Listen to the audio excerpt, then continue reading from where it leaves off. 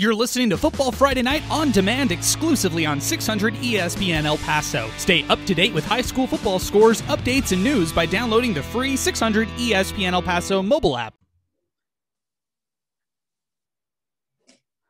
All right, welcome back to another edition of the Football Friday Night Podcast on demand. Adrian Broadus here along with my co-host Alex Nicolas. A busy week 8 to recap for us. We also have Midseason awards today on the podcast, which I'm thrilled about. Talked to Alex off air earlier today, and we're going to get those underway. Also want to touch a little bit about the Greater El Paso Football Showcase. That's going to be happening December 18th out at the SAC.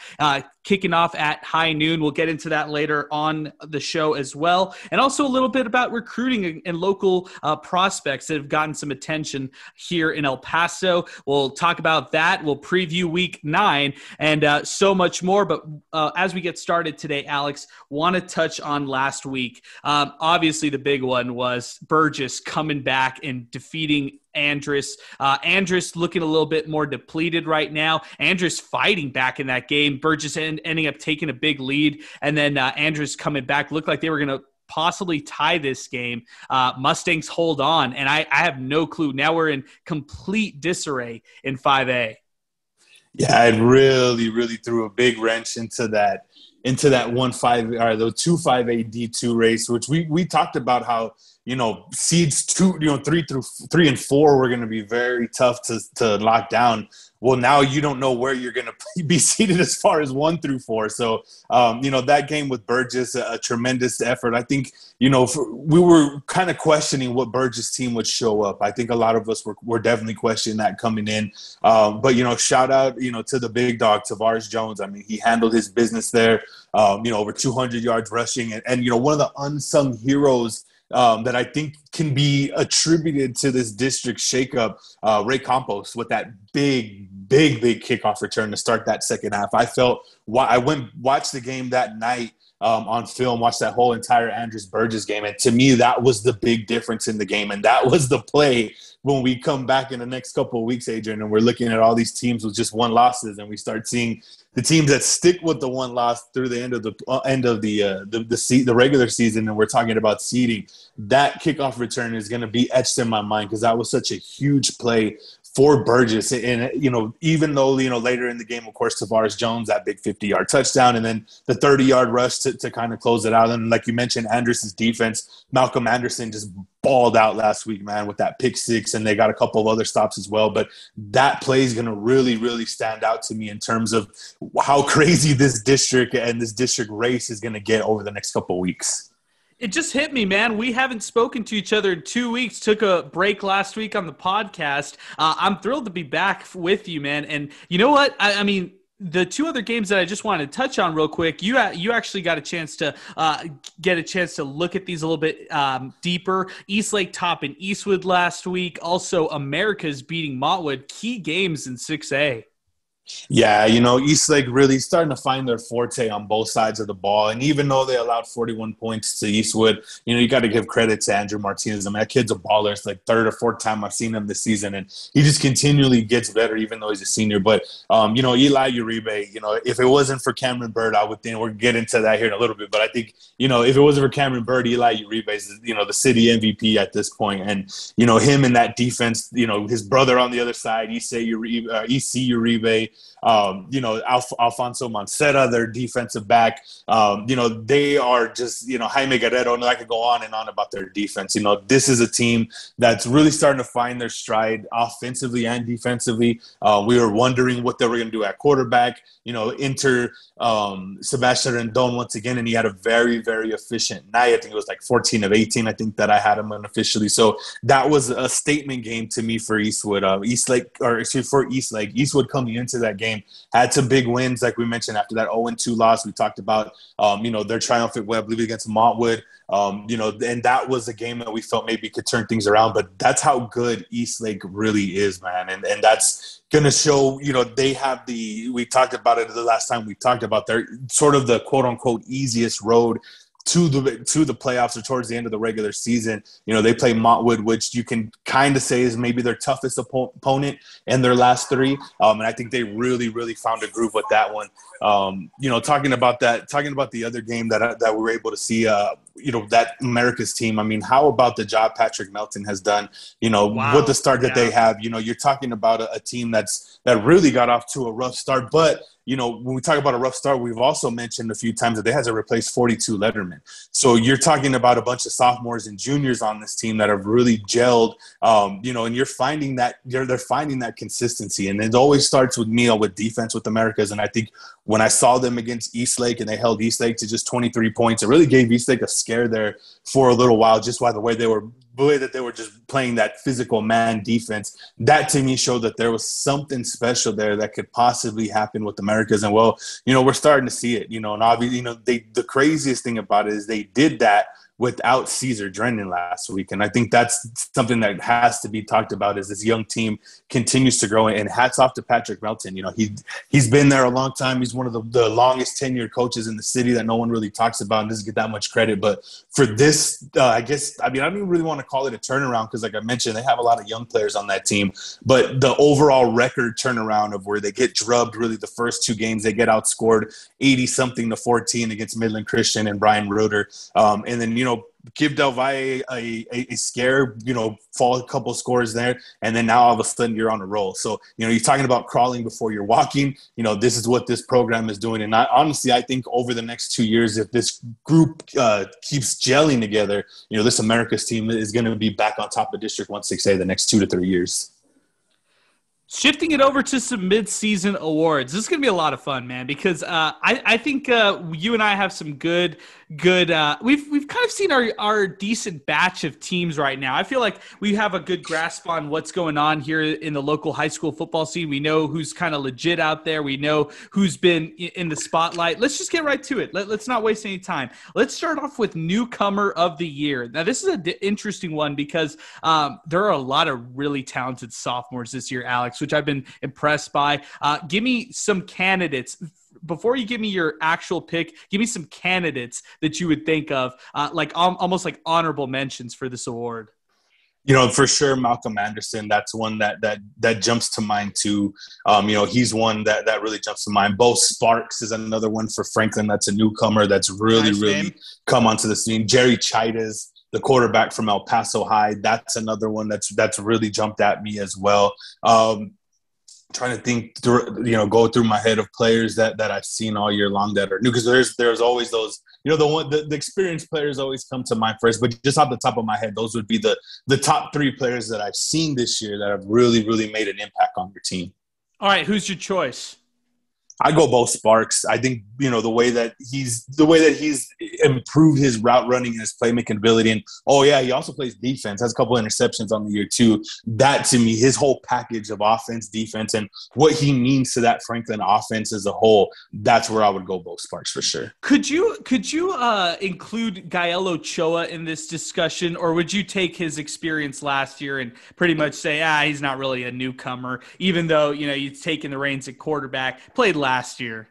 Last year doesn't count to me, honestly. I mean, I think because of the COVID year, it was so unorthodox. So, I think that is a really good name because, I go back to that Eastwood win where, he throws a pick on the previous possession, runs down the interceptor, avoiding a pick six, and then leads a game-winning touchdown drive on the next and his ensuing possession. That is huge for me to see that type of growth. So, like I said, last year was sort of – I look at it as a scrimmage year. Yeah, it counted in the record books. You get your stats. Teams made the playoffs. But, as far as, like, a full body of work, it doesn't count. But now we're seeing a full body of work of Gael Ochoa. And really, you can look at a lot of those young guys, too. I think another one that stands out on his team is Jalen Boss. I don't know if I got his first name right. Yep. That's another kid. It might be Jaleel. Jaleel Boss. There you go. It is Jaleel Boss. Jaleel Boss.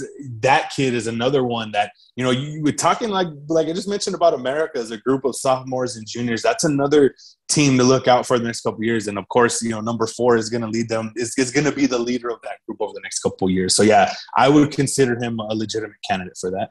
So Gael Ochoa played 2 games and attempted only 14 passes in each of them in his freshman year. So I might still throw him as my newcomer simply because he didn't really see anything last year. Another one you could throw out there is Isaiah Claudio is probably an honorable mention. Really like what he's done. Running back for Montwood. Heard he's a little banged up. It's sad to hear about that. I hope he gets back up to speed here soon enough. But yeah, he's another name that you might throw out there as far as newcomer. There's some really good young names. That's what excites me about this high school football season is we're going to get some good talent for years to come. Yeah, and that's a good name to throw. That was almost on the tip of my tongue because he's really, over the past couple of weeks, he's really, really improved. Seeing him live last week, the way that he's just a shifty runner. And yeah, like you mentioned, he's going to be done for a few weeks. Hopefully they get him back. I think by playoffs is what I heard. Just a rumor. Don't hold me on that. But yeah, that's another solid name that I think we could see come up the ranks here. All right, let's talk defense now. When you're talking some of your candidates for this, give me some of the picks that you have around here. You're talking about newcomers with this one? Let's talk defensive. Overall defense, yeah. Right now, I think the one that really stands out to me overall, and I think, you look at his numbers, you look at his defense as a whole, has came together, and I mean that's Hector Hinojos out of Eastlake, and I talked about him. We talked about him as as a recruit, a couple of weeks ago. That's the first time we mentioned him, but I mean he's really a first year starter as well, and he's making really, really big ends meet over there at Eastlake. And then another one I'm going to throw at you for another good team, Chuy Carrillo over there at Canutillo. He's another one of those kids that just really gets out. I mean, you look at his film, he's around, I mean, his huddles are 2 to 3 minutes long because he's pretty much he's around the ball on every defensive snap. So because of the experience of Chuy Carrillo, I would give him the little slight edge. But I mean, Hector Hinojos has been just as good for this Eastlake Falcons defense. And I mean, this guy's, he's a junior. Like I said, he's going to continue getting better. And that to me is, as a whole, as his defense is doing, the way that they're not allowing any points, that to me is a big key. And that's why I like Hinojos there. But Chuy Carrillo right now, because the game that I saw against, it was the Del Valle game and went to overtime. That kid was doing work, man. This guy has 3 picks this year. I'm talking about Carrillo. He has 3 picks this year. He has 43 total tackles, 5.5 tackles a game. Alex, he's a freshman. We've got our newcomer of the year defensively right here in Carrillo. I love it. I love him. And I was kind of like you because I looked at Hector Hinojos and I said, all right, I'm going to try to find a player who can prove me wrong that this guy isn't the best defensive player in this city. And I couldn't find the defensive player. I mean, Carrillo is somebody who in 3 years is going to be that guy. And if he's on this track, I can't wait to see where he's at when it's all said and done. I think there's a lot of really good players. You could look at Andy Payan for Irvin. I've liked him at some points. Rudy Valenzuela from Riverside is pretty good. That's a good name. Of course. And you can even look at Isaac Williams, from Del Valle, another secondary member who's played pretty strong this year. Just some names out there. There's a ton. You could even pick different names from that Eastlake defense. Some of those guys are just monsters. Can't forget about Jeremiah Cooper, though. 3 interceptions on the season. And somebody tweet at me if I'm wrong. I want to say all 3 he's taken back to the house this year. Like wow. I know the 2 against Austin. No, 1 got called back, I think, against Austin. But I mean, yeah, that kid, him, and then you look at Malcolm Anderson. He has 4 interceptions too. And Malcolm Anderson's, that's a really good secondary there with those 2. But yeah, you can't forget about the 3. Oh, I call him. He's a 4-star recruit, man. I know he's a 3-star by rivals, but Coop is a 4-star. You got to Coop's name's got to be thrown in there as well too. Yeah, you could take your pick from some of those Austin defensive players that they have. My favorite player is, of course, Jaden Wilson, but I love what he does on the offensive side. But you could argue that, he's just as valuable on defense. 12.6 tackles per game that he brings to the table. Austin suddenly 4-3 on the year, maybe in the conversation. Well, not even maybe. They are in the conversation for a district title. We'll get into that later. But, there's some good names names right there. I still side with Hector Hinojos. He's the guy. He's the guy at this spot. Two defensive linemen though that I really do want to shout out though. That would be Damon Espinosa from Andress, and then Caleb Emery from Eastlake. Those two for sure got to be thrown into that conversation. Espinosa 4 sacks on the season, and then Caleb Emery. I mean, they run that odd front. He's just a beast of a defensive end there, and I really like those two. Got to show the linemen some love, man. Definitely. Let's talk some offensive MVP. I'm just going to go with some of the candidates here. Jose Guardado, running back Riverside. Of course, you got to throw him in this conversation with offensive MVP, especially from what he did last week. Tavoris Jones. If Jefferson, by the end of the season, is in a district title race, you got to throw Nathan Alcala in that mix. Same with Jaden Wilson. So you definitely have to throw him. Of course, you're going to throw in LJ Martin in this conversation. You look at teams in 6A. Cameron Bird, he probably is atop this list. You look at Andrew Martinez from Eastwood. Of course, Elijah Uribe, can't forget about him. He might be number 1 or 2 in this discussion. A lot of great names when you're looking at offensive MVP. Great names, but, I've said this on air. I've said this on this podcast. This is a Cameron Bird household here, and even though I live in the Northeast, Cameron Bird is that guy, man. I mean, I've watched him all year long. I've seen film of him. I've actually seen him since a sophomore. I know he's gone through adversity in his career. I think he had I want to say it was a shoulder injury. I may be wrong on that, but I know he had an injury early on in his career where he didn't fully get that early on potential, but you're seeing it now. I mean, over 65% completion percentage. And I've talked about this before where Franklin doesn't really dink and dunk it. They throw the ball downfield. They'll throw a screen every once in a while. But this is a team that really wants to throw the ball down the field. They're not a team that's just going to screen you to death. And that's what's really, really impressive to me when we look at Cameron Bird, as far as his progression. He, like I said, you're looking at his freshman year, he only threw 8 passes. Last year with the COVID season, only played 4. And now when I talked about Gael Ochoa getting that big body of work, we're seeing that with Cameron Bird. And when I talk about big body work, I'm talking about a college recruit. And that's what I look at him. I look at him as a guy that's ready for that next level.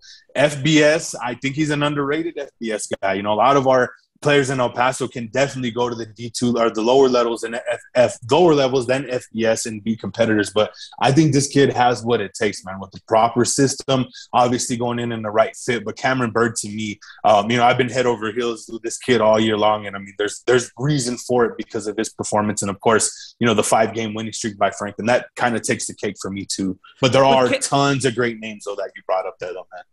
Cameron Bird, man, he's just been, outstanding. And there's a reason he's been at UTEP for their local recruits 2 weeks in a row. And there's a reason why he's starting to be on everybody's radar. Last year, he didn't play, and he got in front of that right away. And I don't think, again, I'm with you, man. Last year doesn't count. I don't even want to hear a discussion about 2020 film. You look back to his sophomore year, you look at his progression since then and how dominant the Cougars have been pretty much since that Andrews game. And on a 5-game win streak, they look like the clear favorites to run away with 1-6A. And like we've discussed about on this podcast before, could end up winning a bi-district title when it's all said and done. I mean, Cameron Bird should definitely be on people's radars moving forward. No doubt. I mean, the offense that he's generated, but not just that, the effectiveness on how they do it. They're also very efficient. So like they can put up drives when they need to actually score points. So very impressed with what he's done. In that shootout against Eastwood, he was the better quarterback against Andrew Martinez, and I thought Andrew Martinez was the clear guy. He might be more dynamic than Cameron Bird, but I just think that Bird just has it all. He's the complete package for me. When we talk about overall MVP, is it Cameron Bird or is it Elijah Uribe? This is a tough one right here because Uribe has been outstanding. 8 touchdowns last week, Alex. Yeah, I'm gonna bring one out of left field for you with those two. We're gonna give some love to the 4A. I'm gonna go Angel Speedy Munoz as the Ooh. overall. I throw a curveball at you on that one. Yes. You know, 1,000-yard rushing at the quarterback position. He's got a 1,000-yard passing right now. I get my first look at him this week. I'm happy to be covering this Riverside Mountain View game. I want to see. But I love watching Mountain View, the team that puts up a lot of points. Riverside, I mean, they put up 60 on pretty much everybody that they've blown out.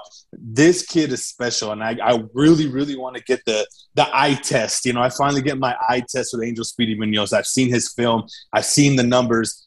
You know, that this kid's a sneaky dark horse candidate for that because of production. Because in my opinion, I think this Riverside team can go 2 or 3 rounds deep in the 4A playoffs. So that's really my case for Speedy Munoz, as of course that 1,000-yard rushing from a quarterback. Also, his running back's in a 1,000-yard rusher. He's thrown for 1,000 yards, and he has that ability to be a difference maker in a playoff game. Same thing like Cameron Bird, same thing like Eli Uribe. But, you know, the 4As, you know, got to give them love, and I think Angel Speedy Munoz is a dark horse MVP candidate if we're talking about the city. We talk about the El Paso Times All City. I wouldn't be surprised if they make a run, you know, that Felix Chavez or somebody gives him some love, because, I mean, that kid's been balling since his sophomore year, going back to last year. I think he even played a little bit as a freshman, if I'm not mistaken, but really taking it to another level this year as a junior. You're Framber Valdez right now because you're throwing heat my way. I love it. I love it, Alex. You're the man. Complete. What up, Paul McKinnon? Coach of the Year. This is a great one. Some nominees. Oh, yeah. Some nominees. Darren Walker. As soon as he steps foot on the gridiron, this Franklin Cougars team is undefeated. Ruben Rodriguez has coached a great Eastlake team this year. Paul Melton, who's helped a young America's team quickly learn what it takes to grow and have won 3 straight. You look in the 5As, you got to talk about Coach Scott Brooks. Canutillo, dominant as ever, won 6 in a row since that Eastlake game. And you can maybe even throw out that Eastlake game. Canutillo, anybody who's been on their level, they've completely dominated. Their point differential's out of this world, plus they're 7-1 on the year. Looking a little deeper, Paulo Melendez, a dark horse candidate possibly with Horizon, in the way that they're now in second place. They continue to win games that maybe we count them out of, or at least I do. You have to talk about Coach Rutledge out of Burgess. They're right now in a tie with teams like Jefferson, teams like Andress and Austin for that race for 2-5A2. I look at Coach Tony Martinez with the Jefferson Silver Foxes and think that's a great story. I don't want to say how great of a job Eric Pichardo has done, but you look at that. Well, I do want to say how great of a job he's done. You look at how many players they suit out. It's just not that many. They don't suit out a lot of kids at all. I think I heard last week it was like 24-25. That's rough. And the way that the Panthers are still winning is beyond impressive. And you got to talk about Coach Gary Ricoder, a definite candidate for Coach of the Year, as his Riverside Rangers are 7-1. Alex, I'll turn it to you. What do you think, man? I think it's unanimous. I think Tony Martinez from Jeff is the coach of the year. Shout out to La Jeff, man. Gosh. I mean, first most wins that they've had since 2007. You know, they're chasing that 2005 season under Coach Pete Uzaraga. What up, Coach Pete? You know, a lot of respect for Coach Pete as well. So they won 7 games in 2005. That was my senior year, actually, when I was at Andress. They had a really good team that year. But that's why I do know that was the last time Jefferson. That was the most wins Jefferson's had really since the 2000s. You got to go back to there. So that's a big possibility. We could see a 7-3 Jefferson team going into the playoffs. I mean, you know, you're looking at that last Andress game. You know, the Andress is a little bit susceptible right now because of injuries. You know, we've had that game circled for a while, AB. We really have had that one circle for a while. Yes, we have. So, you know, that's what Jefferson's playing for. And, you know, just a quick story. I don't want to go too deep, but, you know, the things that coaches on the South Side have to deal with, Austin, Jefferson, Bowie, you know, that's a different demographic of a kid. Some of those kids have to work to support their families. Some of those kids have different responsibilities than other kids around the city. So to get these kids locked into to handle business on the football field, handle business in the classroom, and handle business in their personal life, those are the coaches that's what those coaches at those Southside schools really deal with. Stuff that doesn't make it into the newspaper, stuff that doesn't make it on Football Friday night, stuff that we don't normally talk about, those tough conversations with those kids that they're at-risk kids. Let's just be honest. You know what I mean? Coach Martinez is able to corral these kids, make them not just great football players, but better men going forward in their lives by already taking care of business, whether they're working a job to support their family, whether they're dealing with financial hardships at the age of 16 or 17. That's what I always got love for those coaches in the South Side. And I think Tony Martinez is a unanimous coach, because that your other schools where they don't have those demographics, you have other personnel issues, but it's personal issues there that people have, and to be able to get those kids to focus and lock in, that to me means the world as far as the job that he's doing, because the proof is in the pudding as far as the lack of success that Jeff. So any success I think those Southside schools get, we as media members and as people that follow it, we got to celebrate it, man. And Coach Tony Martinez, hats off to you, man. I'll buy you an adult beverage if I ever see you at a bar, because, man, any of those coaches in the Southside deserve that. And Coach Martinez for sure, man. This year's been a special season. How could you argue against that? You laid it all out there. You gave the perfect case. But Alex, I'll tell you this. I would never argue against you based on what you just said, but I'll tell you, I asked a lot of people this question today, and only one person had Coach Martinez in this conversation. And I was kind of shocked, because I was like, and I think, okay, so I heard Darren Walker today. That was one that I heard a lot. I heard Scott Brooks. I heard that one a lot. I heard Coach Gary Ricoder. That was another one I heard a ton. So there are some interesting, and when it's all said and done, I'm curious to see where the vote goes, or and we all have our own. We all have our own thoughts and stuff like that. But I'm just so curious to see where this one ends up. Yeah, no doubt. And especially, you look at last year, they were outscored. I mean, again, we don't want to we're not really looking at last year, but they're outscored 237 and 92 last year.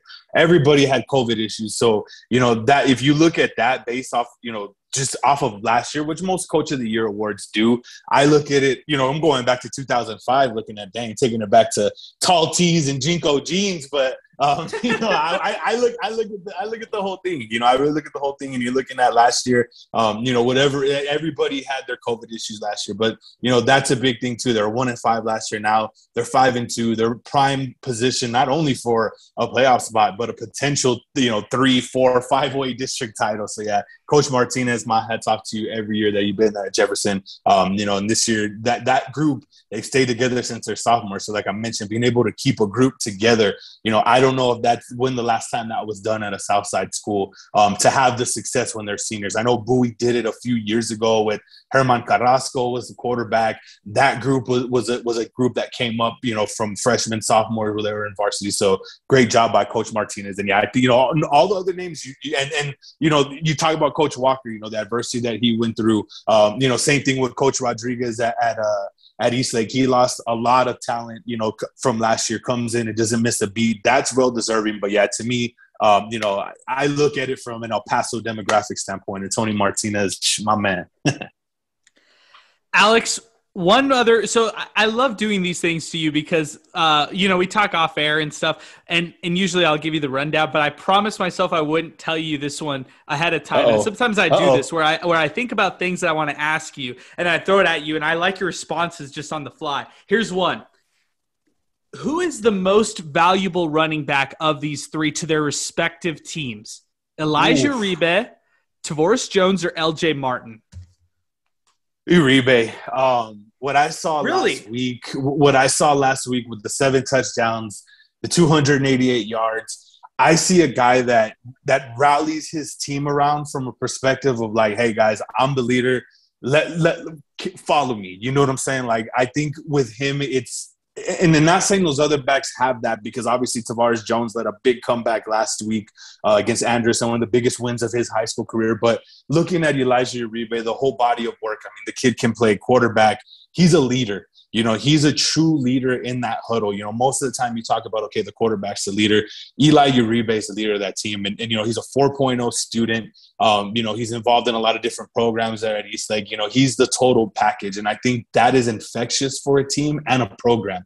And I think when you worded it as far as most valuable player this year, I mean, LJ Martin's going to be the city's most valuable player next year. Let's just keep that real. Yes, but yes. I think Eli Uribe, without Eli Uribe, and I sent you a joke text last week where I was like, Uribe's got 7 touchdowns. The Eastlake Falcon. He's the Eastlake Falcon right now. He's the alpha. He's the alpha on that team. And to me, if there's no Eli Uribe, I think we don't obviously not taking anything away from Eastlake's defense, but they may not be the team at top of the standings that they are without Eli Uribe. Why is it not Tavares Jones when he is out, like he was against Austin, they lose, but when he's playing his best game of his career, they're able to beat an Andrus team? So I think my vote is Elijah Uribe too, because I tried to do this exercise in my head and I was really trying to make a case for all three of them. I think I tend to lean with Elijah, but why isn't it Tavares? Because when you take him out, I don't know what that team has. That's a good point. That's a really, really good point. And looking at him early on in the season, I know there was some injuries. I know he was ill. I think last week, and like I said, I haven't seen Burgess in person, but that last week may have been the first week, maybe this season, where he's fully healthy. I think the Montwood game, he was real healthy because he got a lot of touches in there. So I may be overstepping there, but at least recently, I think that was probably the most healthiest Tavares has been. So, you're correct. I really think, that he has a strong case as well. Because, you take him away, you're not even talking about the recruiting prowess and everything that he has, just his ability on the field on both sides of the ball. He's played a lot of defense this year too. And, but, specifically talking about running back, that offense really doesn't click. Where does that offense really go without Tavares Jones? So that's a legitimate question and going to be real interesting. Right now, I think, Uribe's maybe a step and a half, a step ahead. That game last week against Andrus definitely brought Tavares Jones in the mix. So, if Tavares finishes out with 200-yard games the rest of the way, that he's going to have a very good case. We could even have a 1A, 1B situation here, man. Yeah, it's a tough one. I told you it was going to be a harder exercise there. Yes, sir. Want to get to week 9. This is kind of an off week. Let's just call it what it is. It's not it doesn't have your sexy matchup, so to speak, but it starts off with a banger. And I don't know about these, what it's, and I talked to JJ Calderon at the SAC today, and I was asking him, what is it about these Thursday night SAC games? They're just incredible. Tomorrow, there's going to be a great one. It's America's taking on Pebble Hills, 6A matchup, which could decide the last playoff spot in this district. Alex, this could be the game of the week. It probably is. Yeah, it is. And we're going to see which team is ready to grow up now as far as competing for a playoff spot. I think that's really what we're going to see is which team is going to rise to this occasion to be able to have that one up on the other. Because if you're looking at the standings right now, basically these two teams are tied for that, third seed. And looking at it, I would think Franklin would be a number 1 seed out of the big school. Eastlake may be a small school. So you're talking about, this is really what this game means to me is whether either of these schools are going to be D1 or D2, depending on how the seeding turns out. So this is why this one's very, very important, because these teams are young. Now, what I also want to talk about is how good defensively both of these teams have been during district play. You're looking at Americas, who's only allowed 49 points in district play. Pebble Hill is only allowing just 68 points. So that, to me, is something that you don't really see in District 1 6A. It's a big offensive league, big time shootouts. We saw it last week. This is going to be an interesting one because I think it's going to be a physical one. Both teams are going to have to grind it out. Turnovers obviously are going to be a key, especially when you're talking about young teams going at it. But really, I think you can throw out all the stats, throw out all the numbers. This one is going to come down to the wire. It's going to be America's patient offense with their physical defense, and then a budding explosive Pebble Hill's offense, and a defense that honestly has been a little underrated. You know, they did well against I keep going back to that Permian game, the way that they were able to hold down Permian offensively. That's tough to stop a very physical, they run that inverted veer type of triple option look. So they're tough defensively. I think now into district play, you can confidently say that about Pebble Hill. So that's just a very, very interesting matchup on a lot of levels. But to me, the seeding as far as which school goes D1, D2, I don't have the attendance numbers in front of me, but I think America's normally is a big school. Pebble Hills sometimes is a small school, but like I said, with so many possibilities coming up over the next couple of weeks with playoff seedings, this is why it's important to get this one for either one of those teams, just to have the leg up on the higher seed going into the last 2 weeks of the season. Now, correct me if I'm wrong, but if Pebble wins, doesn't that virtually eliminate, if the chips all fall like we think they will, for Eastwood to be eliminated from playoff contention? I believe Eastwood would have to lose to Coronado, I think, at this point, because they could still – no, I think you're right. They would, because they would have America's – at that point, Pebble Hills could only lose 3 times the last 2 games. So one of those teams – somebody's going to get eliminated. Obviously, it was Socorro lost. If Franklin beats Coronado, I will double-check with Paul McKinnon. We'll have it for you guys on Football Friday Night. But I believe Franklin can clinch a playoff spot at that point. And if the chips fall that way, Pebble Hills could possibly, depending on that Eastwood game as well, they could clinch this week, I believe. So we got to do a little bit more math on that. But yeah, that is a possibility. I guess I'm kind of looking at this more roadmap style because Pebble Hills beat Eastwood, right? So, like – we still have that America's Eastwood game down the line, right? Correct me if I'm wrong. Right. So if that could be the game for that last spot if things fall the way we think they could. But still, it's kind of up in the air.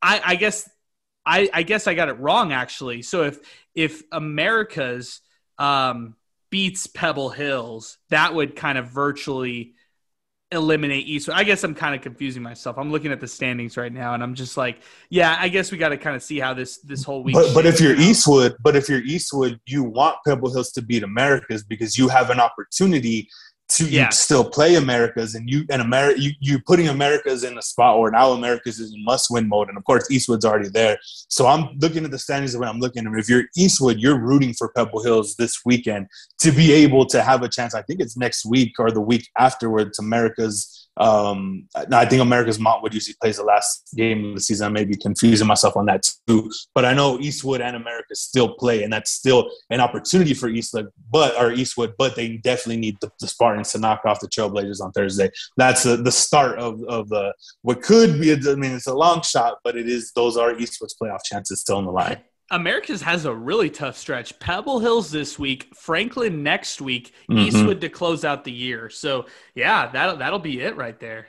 Gosh. Yeah, so, this is a very, very important game, especially for America's, like you mentioned. Now you get into the last 2 games where, who's healthy. Obviously, we didn't know what happened with Cesar Drennan last week. We don't know if he's banged up. Who's healthy, who's playing well at the end of the year. So you want to go into those last 2 weeks, especially where those last 2 weeks are going to mean so much.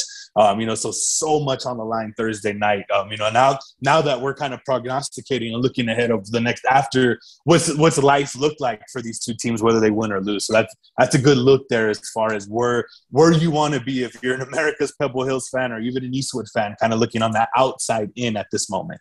Yeah, this is a huge game. Another big game, which is happening Friday. First game of a doubleheader out at the SAC. Del Valle at El Dorado. I still think the Conquistadors are going to be overpowering for anybody in this district. I don't really see why they should struggle against El Dorado. However, if the Aztecs come out and put up some points, maybe we get a shootout here.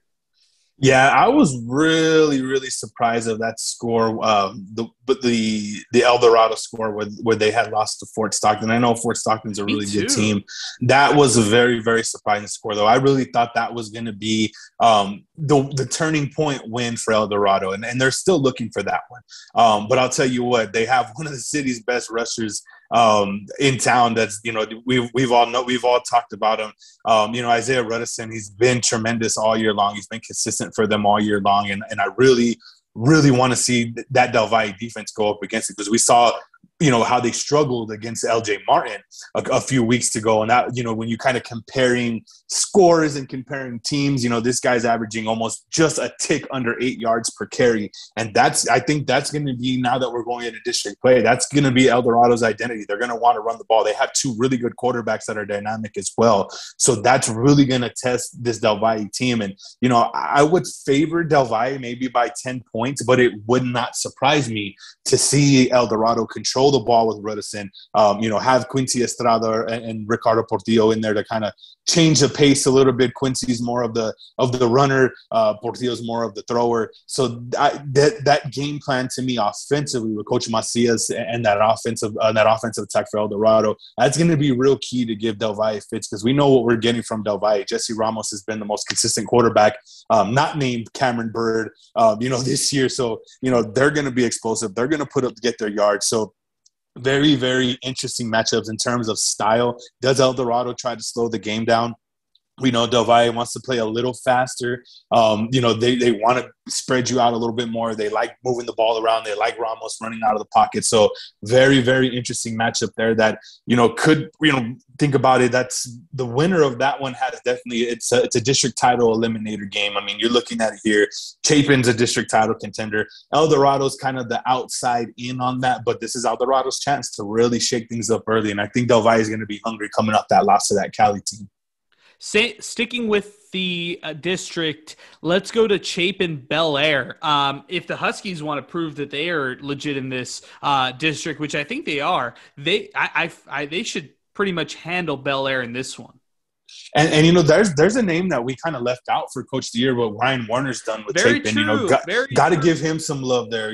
Former Chapin Husky himself, another Coach Walker disciple. We talked about that on the pod a couple weeks ago as well. But you're right. To me, this is sort of like a statement game in a sense. I would think Chapin is a pretty heavy favorite against Bel Air. I would put them maybe a touchdown or 2. I would go like 12.5, 13-point favorite Chapin in this one, just because Bel Air can put up points. I mean, that over-under might be a little high. But, either way, I think Chapin's played well enough. And to me, when I look at late in the year and, late in the year transitioning to playoff quarterback play, and, of course, Mason Standifer, another one of those names maybe we left out for city MVP, you know what I mean, as far as his numbers and the wins that he's been able to get. I mean, they're on a 4-game win streak. So that's another interesting matchup. If Chapin can continue to roll, well, then that's kind of proving that they can truly challenge Del Valle here in a couple of weeks for that DC. Let's ping to your game, Riverside Mountain View. Excellent one for a matchup. I'm thrilled to see if the Riverside Rangers can continue their hot streak and take it to a Mountain View team that is pretty good. I mean, this is going to be a tough test for the Rangers. I still think they can win and maybe even win, favorably. Yeah, Mountain View can put up points. I think the big key in this one is going to be turnovers. And I think you can always say that in high school football, but more so in this game because I think there's going to be a lot of points. My stat sheet is going to be jumping, bro, for sure. I mean, there's going to be a lot of yards. There's going to be a lot of points. So possessions are golden in this game. I mean, super, super golden. And, you're looking at a Mountain View team that's very, very young. I mean, their 2 leading rushers are a sophomore and a junior. So, talking with Coach Recorder, he likes his team, but he knows they got to put them. He knows they got to put up points. That's going to be a key. That's a game where Mountain View has to win a shootout in that game because we all know how good that Riverside offense is, and it's hard to stop them. And looking back at really last week of what Mountain View was unable to do was slow down Clint. Clint put up 53 points on them. Riverside's probably licking their chops down there off of Midway, thinking that they could probably do the same. So to me,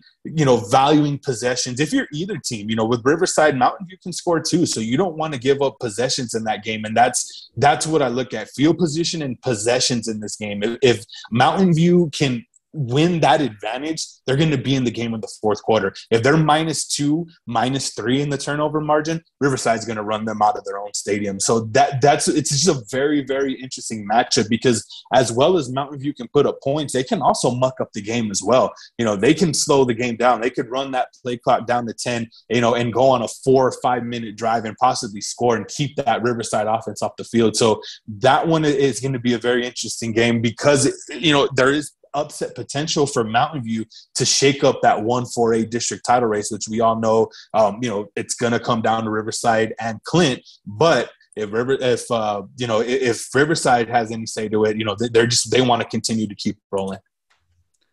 7:30 kickoff out at the SAC is Eastlake Montwood. Do we worry at all about the Falcons having any trouble with the Rams? Montwood's reeling right now. It's unfortunate for this team. I think injuries are piling up for them, in an unfortunate way. Playoffs look out of the picture for this team, just the way things are shaking up. That loss last week against Americas was very significant for them. It's a tough time right now for Montwood.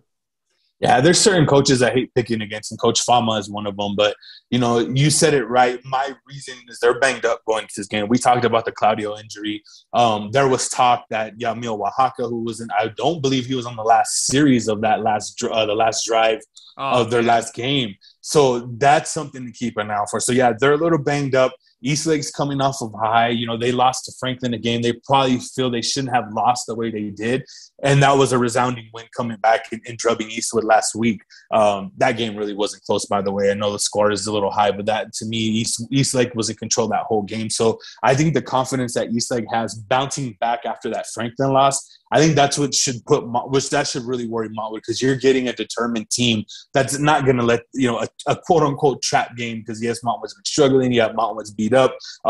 These coaches and players know who's in. Everybody, at the end of each game I've seen Montwood play, everybody's yelling at, where's Yamo? Where's Yamo? Talking about Yamil. So they know who's in and out. And I think, that's gonna add a little bit more confidence to Eastlake. So if you're Montwood and you're Coach Fama, this is your Super Bowl this week. This is your Super Bowl each week. It's difficult your last 3 weeks, being 1-3 in district. But, with Coach Fama, on the way that he coaches his back against the wall, I wouldn't count Montwood out. But because of the injuries, because of what we're hearing as far as who's in, who's out, who's really banged up, I think this is a game where it wouldn't surprise me to see Eastlake win by a few touchdowns.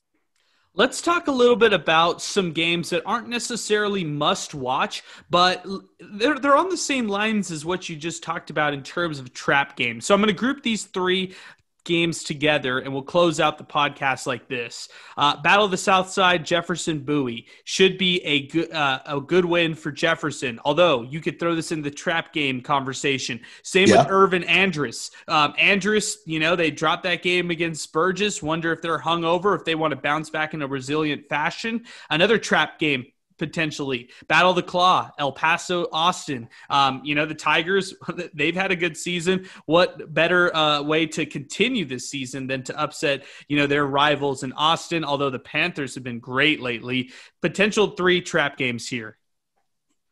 Yeah, that Austin El Paso game stands out for me because I want to see how real El Paso High is. They've allowed some points this year, defense in district play, while Austin has been just phenomenal. I messed up that word. You guys know what I'm trying to say. They've been amazing defensively at the Austin Panthers, and I think that's going to be one of those trap game matchups as far as El Paso High's motivation. Coach. Their new head coach over there, Ray Aguilar, they got a chance to make the playoffs this year, and that always peps the step during the week. You walk a little higher, you practice a little harder, your jersey's a little bit more orange on game day, you know what I mean? So that little bit of confidence that I'm seeing from El Paso High, that could lead to a trap game from an Austin team that's playing well. Touching a little bit on Andrus Urban. Andrus is a little beat up, you're talking about Jeremiah Cooper. He had a head injury. We don't know if he's going to be 100% healthy. We saw, how that affected them going back to, last week's game, so that those are the two, that really, really stand out to me as far as games where, you can see somebody get caught slipping there just because of the fact that there's injuries this time of the year. But really that El Paso High Austin game, that's the one that really, really piques my interest to see how real El Paso is. Are they going to factor into this playoff race the last 2 games, or was it a nice run and now it's time for El Paso High to kind of rebuild and rebuild for next year, because we know that's a young team that's going to come back humming next year. But will they grow up? That's going to be a big question this week too. So that's a game that really, really I have my eye on. A lot of great games this week, but not your headline games like we are used to, where you have this, the nail biter game or the game that you're looking forward pretty much all year long to. It's a good week. It's a week where we'll find out more about playoffs and different things like that. I want to throw one interesting game though. We can talk about. Ysleta Horizon. That's another. Oh, good. How did I miss this one? Great game. That's another sneaky game that, I really feel like Horizon is playing at a different level right now. But Ysleta's been so Jekyll and Hyde. It wouldn't surprise me to see that game 28-28 at the half. You know what I mean? And what it means as far as district standings for both teams going into that game. So that's another game to really, really keep your eye on. Horizon 1-0 in district. Ysleta 1-1 in district. So, playoff seeding, you don't want to play Andress. You don't want to play Burgess. Those are the teams you want to avoid, in the by-district round. And that's probably the message in both coaches' talks this week with their team is about how important this one is for seeding. So that's another sneaky game. I actually passed up on that game to watch Riverside Mountain View. So I wouldn't be surprised if that one turns into a crazy one. Let me give you some stat lines real quick.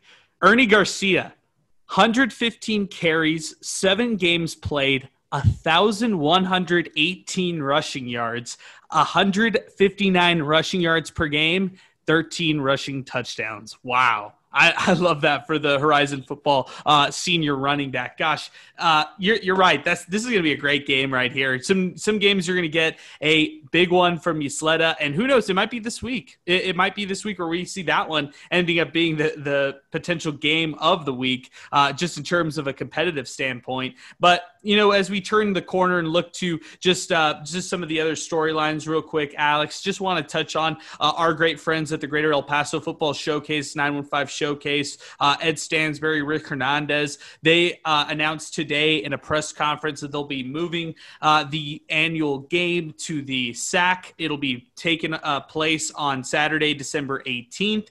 Really happy for this organization. They also announced today that Pebble Hills head coach Mark Torres will be replacing JJ Calderon. He'll be the new head coach of the East team, which is the Red Storm. And then, of course, with Canutillo football head coach Scott Brooks, he'll be taking over the West team Blue Thunder for his dad, Don Brooks, who passed away earlier this year. Very fitting for Coach Brooks to take over for his dad, who is such a legend here in the Sun City. Yeah, and I think somebody got to tweet at me if I'm wrong on this one, but this may be the first time 2 active head coaches participate as head coaches in that game. I know every year the head coaches from around town and some of the assistants will fill in as assistant coaches. Very selfless of these guys to come out there and be with their kids one last time. But that's a real interesting wrinkle as well. Fun wrinkle. I hope that they get a packed crowd at that SAC, man. I really hope that's a sellout crowd. Obviously, an intimate venue where you can get 12,000 or however many it fits in there, and that's a good atmosphere for the kids to be able to experience that. So Ed and Coach Rick Hernandez, they do a great job. Jason Flores over there, can't forget the guy's name that I forget the guy's name that Vasquez. There you go. Joseph Vasquez. Yeah, and I didn't even shout out J-Flow. That's messed up. I believe Vasquez runs the combine, I believe, out there. And so, really good organization. I do behind the work scenes for them as well, in coordination with the All-Star game. So it's always an exciting time. And, it's kind of bittersweet, I guess. You guys have heard us here. We talked about kids like Cameron Bird and the way we rant and rave and fanboy over them. Well, that's the last time we get to see them. That's how I always look at it. It's always kind of bittersweet because we follow these kids. We saw them when they debuted, whether it was sophomore or junior, some of them even their senior year. They get that prestigious honor, which everybody wants to play. I mean, you look at old players, you go look at their social media pages and they still have pictures when they were in the All-Star game. It could have been 10 years ago, but it's a special, special brotherhood to be in that All-Star game. And it means a lot to these kids, believe it or not, obviously it means a lot to the parents, but, it is a prestigious honor to be in that. So glad to see them land on their feet there at the SAC. It should be a great, great atmosphere there. And man, I hope it's packed. Alex, any memories, fun memories of the 915 Showcase that you want to highlight? Like just as watching it as a media member, anything that you've seen past couple of years that you'd like to talk about? I think the way that the quarterbacks, we always talk about how good quarterbacks are, and to see them kind of grouped, and to see, I know there was one year where it was like Andrew Fernandez throwing to the star receiver from Andress, or same thing. Like, you see Cameron Bird throwing a touchdown pass to Elijah Uribe this year. That's what's always special to me, is to see these kids that compete against each other, go out there and ball. And it really shows the talent that El Paso has. Obviously, we could get into another situation of the talent being spread out and out and out, go on and on about that. But that's always my great memories, is seeing some of these great players, Sidarius Barfield a couple years ago, seeing I think it was him. I might be mistaken. There's a guy, someone got to correct me, but I think it was Andrew Fernandez and Sid Barfield on the same team, I want to say. I'm going to go double check that, but those type of matchups like that, where we just see kind of super teams, or you and I, Adrian, we're big fans. We talked about who we put on our fantasy team. Well, all these guys, these are all these guys that we cover, and that's what's special to me, is just to see these guys go out one last time as brothers and really represent the city, before they go on to whether they play college ball or just their adult destinations in life. So that's always special to me, and it's always special to see these kids ball out in those games too. One of the ones that stands out to me, though, I want to say it was 2017. There was a kid from Bel Air. His first name is gonna just blow my. I can't think of it, but I know his last name was Sanchez.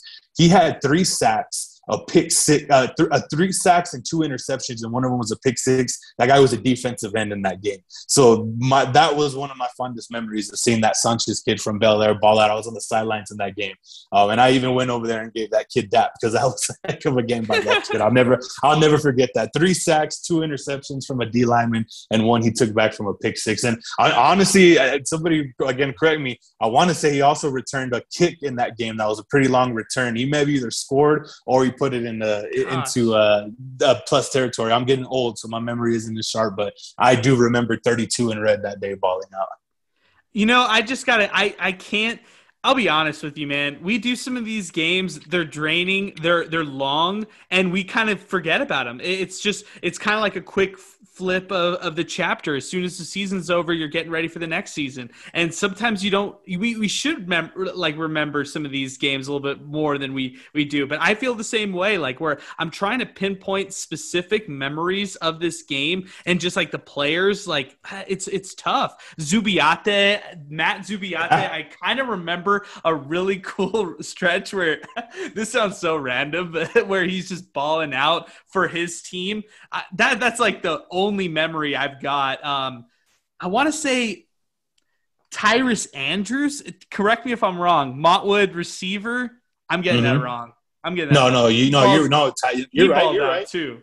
Yeah, he did. He had a big game in there. It's hurting me, that Eastwood kid now. I'm going back and looking through Bel Air's old roster to find that Sanchez kid name to get his first name, because you're right. There are those, we see so many games a year, like this week, I'm going to watch 2 games, every week, we see a few. So we see numbers and players and stuff like that. But, those are the special players and the special performances that really, really stand out to us looking forward. And Marco Sanchez, I got it. I found it, bro. Shout out Marco Sanchez. Marco Sanchez from Bel Air. That's definitely my biggest recent memory of Marco Sanchez balling out in the All-Star game. So, yeah, those names that we come out, I mean, we talk about it, at Union Draft House every Friday night. We talk about the old greats, and, that All-Star game, that's always the pinnacle, and, why we remember some of them for sure.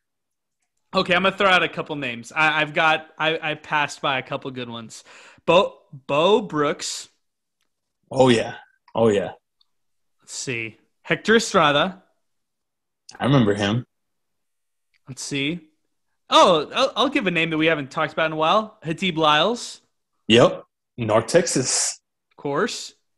You're going to see him play soon, hopefully. Let's see. I've got some good ones here. All right. Marcos Hernandez. Nick Bingham. Bingham, that's an old name. Oh, now you're making me feel old, AB. No, he was graduated. He graduated me. We graduated together. That makes me feel old now. Shout out Nick. Went to Colorado Pueblo. He's doing his own thing now. He's weightlifting, bodybuilding. So good for him. Let me throw out some other ones. Jose Cruz, Chris Valles. Am I getting anywhere there? Cruz, on what position did he play? I'm thinking it's Bowie. I just don't know the position. Oh, is that? I know the name. Cruz sounds familiar. Cruz does sound familiar for sure. Okay, one more. Raymond Montes. Oh yeah. That kid had a heck of a career, man. Really liked him.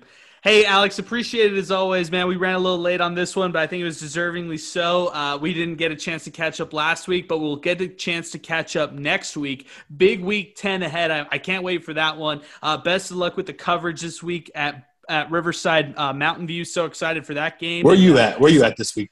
Oh, I got Canatio Hanks, man. I get to see LJ Martin again, and I get to see Estrada again. So I'm excited about those two. I bet you I'm calling it 55-0. Yeah, that's a bet. Over under 150 yards for LJ Martin? I'll take the over, and I'll take the under as far as 3.5 quarters played. Yeah, that sounds about right.